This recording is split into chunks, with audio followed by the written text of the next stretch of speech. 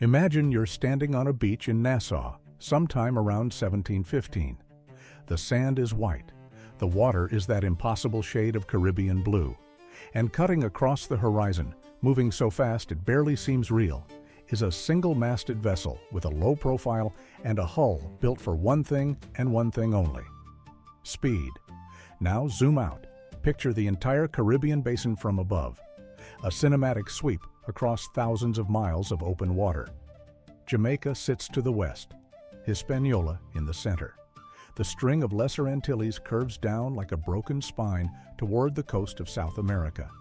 And scattered across every channel, every strait, every shallow inlet between those islands, dozens of these sleek little ships are hunting. Pull the map wider, follow the trade routes. Spanish treasure fleets crawl northwest from Cartagena and Portobelo, loaded with silver and gold. English merchant convoys push south from the American colonies, carrying rum, sugar, tobacco. French traders hug the coast of Saint-Domingue. Dutch vessels slide through the corridors near Curaçao and Bonaire. Every single one of those fat, heavy cargo ships had the same nightmare. Not a warship, not a frigate bristling with cannons. Their nightmare was a tiny, fast, almost invisible vessel that could appear out of nowhere, close the distance before anyone could react, and vanish into shallow waters where no pursuer could follow. That vessel was the sloop. And it didn't just participate in the Golden Age of Piracy, it defined it. More pirates sailed sloops than any other type of ship. More prizes were taken by sloops than by any vessel twice their size. And more legends were built on the decks of sloops than on any towering man of war in any navy on Earth. This is the story of the ship that made piracy possible. Before we talk about why pirates loved the sloop, we need to understand what a sloop actually was, because the word gets thrown around a lot, and if you're picturing something from a Hollywood movie, you're probably imagining it wrong. A sloop in the early 1700s was a single-masted sailing vessel, typically between 35 and 65 feet in length. She carried one large mainsail, a foresail, and often a jib or two extending forward from the bowsprit. Some carried topsails for extra speed in favorable winds. The hull was narrow and shallow, drawing as little as 4 to 5 feet of water. And she was fast. Depending on conditions, a well-built sloop could hit 10 to 12 knots. In an era where most merchant ships topped out at 6 or 7, that was borderline absurd. But speed was only part of the equation. What made the sloop truly special was her versatility. She could sail closer to the wind than almost any other vessel of her time. She could navigate shallow coastal waters, river mouths, and reef-lined passages that would rip the hull off a larger ship. She required a relatively small crew, sometimes as few as 15 to 20 men, which meant less food, less water, and fewer mouths to feed during long stretches between prizes. And here's the detail that really mattered: she was everywhere. Sloops weren't exotic warships or purpose-built pirate vessels. They were the pickup trucks of the colonial Caribbean. Fishermen used them, traders used them, smugglers used them, plantation owners used them to move goods between islands. They were common, affordable, easy to maintain, and available in practically every port from Bermuda to Barbados, which meant that when a young man with nothing to lose decided he wanted to try his hand at piracy, he didn't need to steal a frigate or capture a galleon. He just needed a sloop, and there was always one sitting in some poorly guarded harbor waiting to be taken. To understand why the sloop became the pirate's weapon of choice, you have to understand the geography of where piracy actually happened. And this is where the popular image of piracy falls apart. Hollywood gives us this image of pirates roaming the open ocean, chasing ships across thousands of miles of empty sea. That happened sometimes, sure, but the vast majority of piracy in the Golden Age took place in coastal waters, around islands, and in the narrow channels and straits that connected major trade routes. Think about the Bahamas. Over 700 islands and cays, most of them uninhabited, surrounded by shallow reefs and sandbars. A large warship trying to chase a pirate through the Bahamas was like a truck trying to chase a motorcycle through a forest. The truck might be more powerful, but it's going to get stuck on the first narrow path. Now think about the windward passage between Cuba and Hispaniola, one of the busiest shipping lanes in the entire Caribbean. Every Spanish treasure fleet heading home to Seville had to pass through here. A pirate in a sloop could tuck into a cove on the Haitian coast, wait for a merchant ship to pass, sprint out, close the distance in under an hour, take the prize, and disappear back into the maze of coastline before any escort ship could react. Or consider the Carolina coast. The Outer Banks of North Carolina were a pirate highway in the early 1700s. Shallow sounds, barrier islands, shifting sandbars. Blackbeard himself operated here specifically because his sloops could navigate waters that Royal Navy vessels couldn't enter without running aground. The sloop wasn't just a fast ship. It was a ship perfectly matched to the battlefield where piracy actually happened, and that match between vessel and environment is what made the Golden Age of Piracy possible in the first place. Now let's talk about how pirates actually used these things in combat, because this is where the sloop really earned its reputation. The typical pirate attack in a sloop followed a pattern that was devastatingly effective. First, identification. A pirate crew would spot a potential prize on the horizon. The captain or lookout would study the ship through a spyglass, trying to determine her nationality, her cargo, and most importantly, her armament. Was she a lightly armed merchant, a well-defended convoy escort, a naval patrol vessel? If the target looked promising, the sloop would close the distance. And this is where speed changed everything. A merchant captain spotting a suspicious vessel on the horizon might have 30 minutes or an hour to prepare if the approaching ship was another merchantman or a slow brigantine. Against a sloop running at 10 or 11 knots with the wind behind her, that window shrank to minutes. As the sloop closed in, the pirate crew would raise their colors. And this is an important detail that often gets overlooked. Pirates didn't always fly the Jolly Roger from the start. Many sloops flew false flags, pretending to be merchants or even naval vessels, until they were close enough that running was no longer an option. Then the black flag went up, or the red one, which was actually worse. A red flag meant no quarter. Surrender now, or everyone dies. And here's the thing. Most of the time, it worked. The merchant crew would see a fast sloop bearing down on them, see the pirate colors, do the math in their heads, and surrender without a fight. Why risk your life for someone else's cargo? Merchant sailors were paid poorly and treated worse. Most of them had zero loyalty to the ship's owner or the cargo. When a pirate captain offered them the choice between peaceful surrender and a fight, they were almost certain to lose. The decision was obvious. When combat did happen, the sloop had another advantage. Her low profile made her a difficult target for cannon fire. A merchant ship's guns were positioned to fire at targets roughly their own height on the water. A sloop sitting low with a shallow draft was literally below the angle most guns could depress to. Cannonballs would sail over the sloop's deck while her crew prepared to board. And boarding was where pirates and sloops excelled. The small crew size that might seem like a disadvantage was actually a feature. Every man on a pirate sloop was a fighter. There were no passengers, no non-combatants, no dead weight.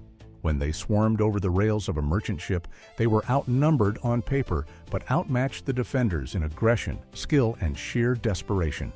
These were men with nothing to lose, and they fought like it. You can't talk about the sloop in the Golden Age of Piracy without talking about the men and women who made these ships famous. So let's start with the most notorious of them all. Benjamin Hornigold was one of the founding fathers of the Pirate Republic in Nassau, and his preferred vessel was the sloop. Before he became famous as Blackbeard's mentor, Hornigold was already terrorizing the Caribbean from the deck of a fast sloop, taking merchant vessels with surgical precision. He reportedly refused to attack English ships, which annoyed his crew to no end, but his skill as a sloop captain was never in question. He understood better than almost anyone how to use the vessel's speed and maneuverability to control an engagement. He chose when to fight, where to fight, and when to disappear. And he taught those same skills to the man who would become the most feared pirate in history. Edward Teach, Blackbeard. The name alone still carries weight 3 centuries later. And while Blackbeard is most associated with the Queen Anne's Revenge, a captured French slave ship that he converted into a 40-gun warship, the reality is that Teach spent the majority of his pirate career commanding sloops. His first independent command was a sloop. When the Queen Anne's Revenge ran aground at Beaufort Inlet in 1718, possibly on purpose, Teach transferred his operations to a smaller sloop called the Adventure. And it was aboard the Adventure that Blackbeard met his end. On November 22, 1718, Lieutenant Robert Maynard of the Royal Navy cornered Teach in Ocracoke Inlet off the coast of North Carolina. Maynard was commanding two sloops of his own, the Jane and the Ranger. The final battle was sloop against sloop, Teach's Adventure against Maynard's Jane in the shallow waters of Pamlico Sound. The fight was brutal, close quarters, and bloody. Teach reportedly took 5 gunshot wounds and 20 sword cuts before he finally went down. But the point is this: the most famous pirate battle in history wasn't fought between towering warships with broadsides of 50 cannons. It was fought between sloops, small, fast, lethal sloops in shallow water where no larger vessel could operate. Then there was Charles Vane, one of the most aggressive pirates of the era. Vane was a sloop captain through and through. He operated out of Nassau, refused the king's pardon when Governor Woodes Rogers arrived in 1718, and reportedly sailed his burning sloop straight past the governor's ships as a middle finger on his way out of the harbor. Vane understood the sloop's greatest tactical advantage, the ability to disengage.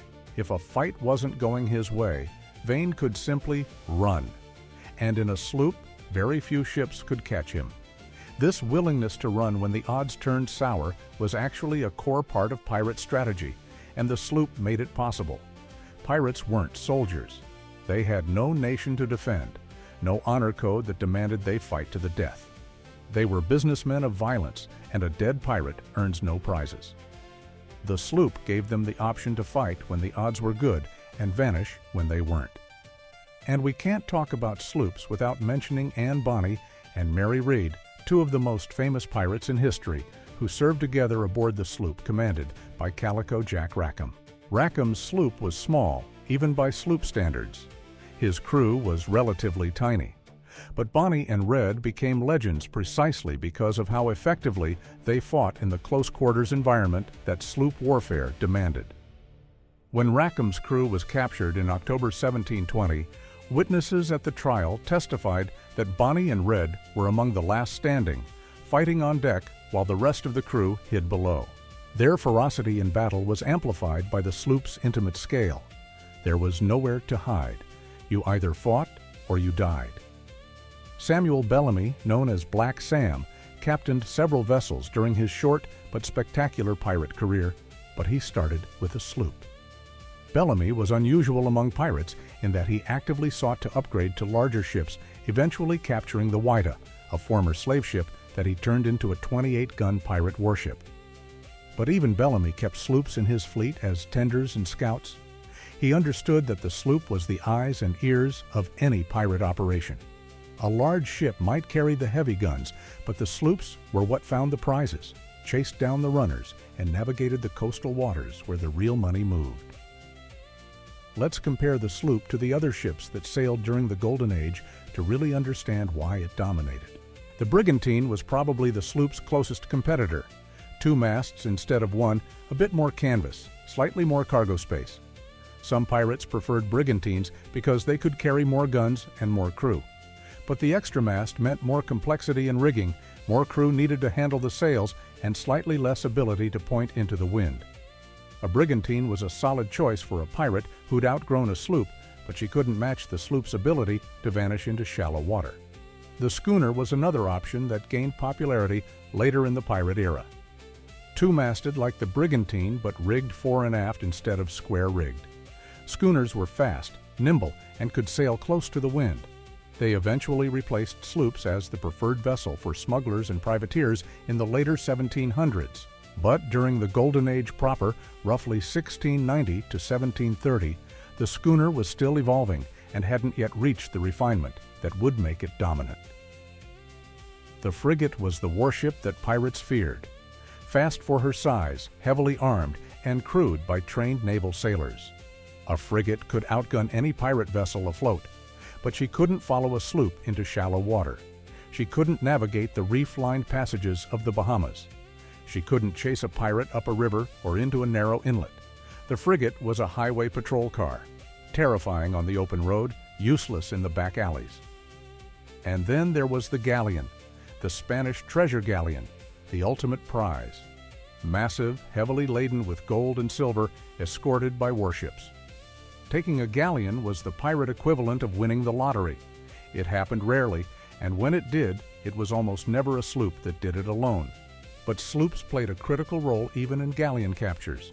They served as scouts identifying the treasure fleet and its escorts. They harassed the escort ships, drawing them out of formation. And once a galleon was isolated and boarded, sloops could ferry the plunder away quickly while the larger pirate ships held the prize.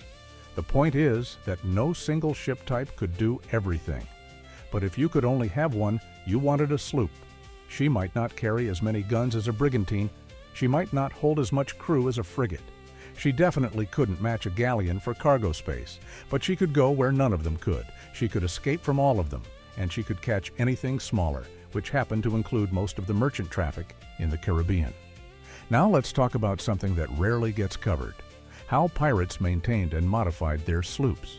Because a sloop fresh off the builder's blocks and a sloop that had been in pirate service for 6 months were two very different vessels. The first thing most pirates did after acquiring a sloop was careen her. Careening meant beaching the ship at high tide, waiting for the water to recede, and then scraping the hull clean of barnacles, seaweed, and marine growth. This sounds mundane, but it was absolutely critical. A fouled hull could cut a ship's speed by 30% or more. For a vessel whose entire tactical advantage was speed, that was the difference between catching a prize and watching it sail away. Pirates careened their ships frequently, far more often than legitimate naval vessels. They had to. The warm Caribbean waters promoted rapid marine growth, and every week without careening meant a slower ship. This is one reason why pirates favored remote islands and hidden coves. They needed regular access to beaches where they could pull their ships out of the water without being disturbed. After careening, pirates often modified the sloop's armament. A typical commercial sloop might carry 4 to 6 small cannons, maybe 4-pounders or 6-pounders, just enough to discourage casual attackers. Pirates would add more guns, sometimes doubling or tripling the original armament. They'd cut additional gun ports into the hull, mount swivel guns on the rails, and stockpile small arms like muskets, pistols, and blunderbusses for boarding actions. But there was a limit to how many guns you could add. Every cannon added weight, weight reduced speed. Speed was the whole point. So pirate captains had to make a calculation. How many guns do I need to intimidate a merchant into surrendering without making my ship too slow to catch one? The sweet spot for most pirate sloops was somewhere around 8 to 12 cannons, enough firepower to look threatening, but not so much that it turned the sloop into a floating gun platform that couldn't outrun a rowboat. Some pirates also modified the sloop's rigging, adding a topsail, adjusting the boom length, changing the cut of the mainsail. These modifications were specific to the captain's preferences and the waters they planned to operate in. A pirate working the open passages between major islands might prioritize downwind speed. One working the shallow, winding channels of the Bahamas might optimize for maneuverability and the ability to tack quickly. The sloop was, in modern terms, a platform, and pirates were constantly tweaking that platform to match their operating environment. There's another aspect of sloop warfare that deserves attention, and that's the psychological dimension. Because pirates understood something that modern military strategists write entire textbooks about. The perception of threat is often more powerful than the threat itself. A sloop bearing down on a merchant ship with a black flag flying was terrifying not because of the 12 cannons on her deck. It was terrifying because of what those cannons represented. The crew behind them had nothing to lose. They operated outside the law. They had no rules of engagement, no officers to answer to, no courts-martial to worry about. If they boarded your ship and you'd resisted, you might be killed, tortured, or marooned on a deserted island. If you surrendered peacefully, you'd probably be robbed, but left alive. Pirates cultivated this reputation deliberately, and the sloop was central to the performance. The speed of approach, the sudden appearance of colors, the impossibility of escape. It was theater. Violent, dangerous theater, but theater nonetheless. And the sloop was the stage. Consider the timing. A merchant captain spots a sail on the horizon. If it's a large ship, he has time. He can adjust course, signal for help, prepare defenses. But if it's a sloop, the math changes immediately. That sail is closing fast. There's no time to run. There's barely time to load the guns. And by the time the black flag goes up, the sloop is close enough that you can see the faces of the men on deck, and those faces are not friendly. The sheer speed of the encounter, enabled entirely by the sloop, compressed the decision-making window for merchant captains to almost nothing. And when humans are forced to make life or death decisions with almost no time to think, they almost always choose the option that keeps them alive. Which meant surrender, which meant the pirates won without firing a shot. This happened far more often than popular culture suggests. The majority of pirate attacks during the Golden Age ended without significant bloodshed. Not because pirates were gentle, but because the sloop made resistance seem pointless. Why fight a battle you can't win against people who'll kill you if you try? The beginning of the end for the sloop's dominance in piracy came from an unlikely direction. Not bigger guns, not faster ships. Government policy. When Woodes Rogers arrived in Nassau in 1718 as the first royal governor of the Bahamas, he brought with him the King's Pardon. Any pirate who surrendered and swore to abandon piracy would be forgiven for all past crimes. And he backed up the carrot with a very large stick. Rogers brought warships with him. Not the ponderous frigates that pirates had been evading for years, but smaller, faster vessels specifically designed to operate in the same coastal waters where sloops thrived. This was the key strategic shift. The colonial powers finally figured out that you can't catch a sloop with a frigate. You catch a sloop with another sloop, or with a purpose-built patrol vessel that could match the pirate's speed and navigate the same shallow waters. The Royal Navy began commissioning and deploying sloops of war, small, fast naval vessels crewed by professional sailors and armed with enough firepower to overpower any pirate. These weren't improvised pirate sloops with extra cannons bolted on. They were purpose-built warships designed from the keel up to hunt pirates in their own territory. At the same time, colonial governors began offering bounties for captured pirates. Pirate hunters, many of them former pirates themselves, put to sea in their own sloops, hunting their former comrades for reward money. The very vessel that had given pirates their advantage was now being turned against them. The geography that had protected pirates also began to work against them. As colonial authorities mapped and charted the shallow waters, hidden coves, and reef passages that pirates used as highways and hideouts, those sanctuaries became traps. A pirate sloop tucked into a familiar cove might find a naval sloop waiting at the exit. Benjamin Hornigold, who had been one of Nassau's most successful pirates, accepted the King's Pardon and became a pirate hunter himself. He knew the waters, the tactics, and the hiding places better than any naval officer could, and he pursued his former colleagues with the same skill he'd used as a pirate.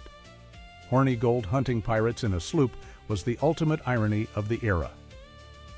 By 1720, the back of Caribbean piracy was largely broken, not because the pirates' ships were inadequate. The sloop was as effective as ever. But the strategic environment had changed. When colonial powers deployed the same type of vessel with better training, better supply lines, and the full weight of governmental authority behind them, the pirates' advantage evaporated. Charles Vane was captured in 1720, tried, and hanged. Calico Jack Rackham was taken that same year. Blackbeard had been killed in 1718. Bartholomew Roberts, the most successful pirate of the era by tonnage captured, was killed in 1722 aboard the Royal Fortune, and while Roberts preferred larger vessels, he always kept sloops in his squadron. His death effectively ended the Golden Age. The sloop didn't disappear with the pirates, far from it. She continued to evolve as a vessel type, eventually spawning the Baltimore Clipper, the Bermuda sloop, and other designs that remained competitive for over a century. The basic principles that made the sloop great, speed, shallow draft, ease of handling, remained valuable long after the last pirate flag was hauled down. What's remarkable about the sloop isn't just what it did during the Golden Age. It's what it tells us about how piracy actually worked. Forget the romantic images of massive pirate ships with 40 cannons and crews of hundreds. The reality was smaller, faster, and far more clever. The Golden Age of Piracy was not a war of brute force. It was a war of speed, information, and positioning. Pirates succeeded because they understood their environment better than anyone else. They knew the tides, they knew the channels. They knew which reefs to avoid and which ones to use as barriers against pursuit. And the sloop was the tool that let them exploit every one of those advantages. In many ways, the sloop represents one of the most successful matchings of technology to strategy in maritime history. The vessel perfectly fit the operational environment. The pirates perfectly fit the vessel. And the result was a period of roughly 40 years where a few thousand men in small, fast ships brought the commerce of the Spanish, English, and French empires to its knees. There's something almost elegant about it. The Spanish and English and French poured millions into building massive warships, fortifying harbors, and deploying naval squadrons. And a bunch of outcasts, deserters, and escaped servants in cheap sloops made fools of them for decades. The sloop made piracy democratic. You didn't need a king's commission or a wealthy patron to become a pirate. You needed a sloop, a willing crew, and enough nerve to raise a black flag. That accessibility is what made the Golden Age possible. Not treasure maps or buried gold or any of the myths that Hollywood invented. Just a small, fast ship and the willingness to use it. And maybe that's the real legacy of the sloop. Not the battles it fought or the treasure it carried, but the idea it represented. That speed and cunning could overcome size and power. That knowing your terrain mattered more than the number of guns on your deck. That the smallest ship in the harbor could be the most dangerous one on the water. The next time you see an image of a pirate ship, chances are you're looking at some towering galleon with a skull and crossbones flying from the mainmast. That makes for a great poster. But it's a lie. The real pirate ship was smaller, faster, lower to the water. She didn't announce herself with rows of cannon ports and billowing sails. She appeared out of nowhere, closed the distance before you could react, took what she wanted, and vanished into shallow water where you couldn't follow. She was a sloop, and she was the most effective weapon the Golden Age of Piracy ever produced.